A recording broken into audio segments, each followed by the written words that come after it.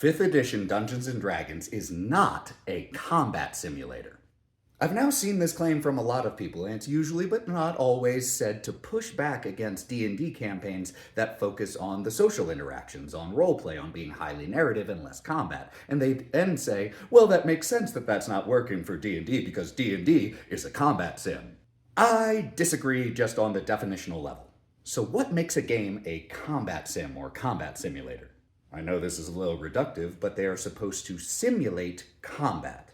This frequently involves things like highly tactical positioning on a map, devastating injury tables, high likelihood of death because, in combat that kind of happens a lot, taking things like physics into account as realistically as possible. Which of those things does 5th edition Dungeons & Dragons have? Does it have a standard by default injury table that involves very long-lasting and devastating consequences from getting stabbed? No. Does it attempt to accurately simulate what combat would be like? Well, let's see. All you have to do to heal from being bitten by a dragon is sleep 8 hours, so I'll say no. Does it require tactical thinking on the part of the players? Well, you can play Theater of the Mind. You don't even have to use a map as written in the games. 4th edition was closer to a combat sim than 5th.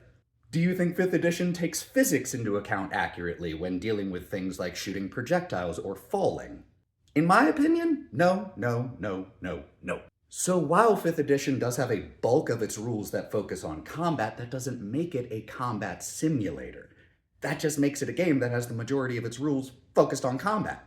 So no, on the most basic level, I disagree that 5th edition D&D is a combat sim. There are TTRPGs out there that could certainly be classified as combat sims, but 5th edition D&D, that ain't it.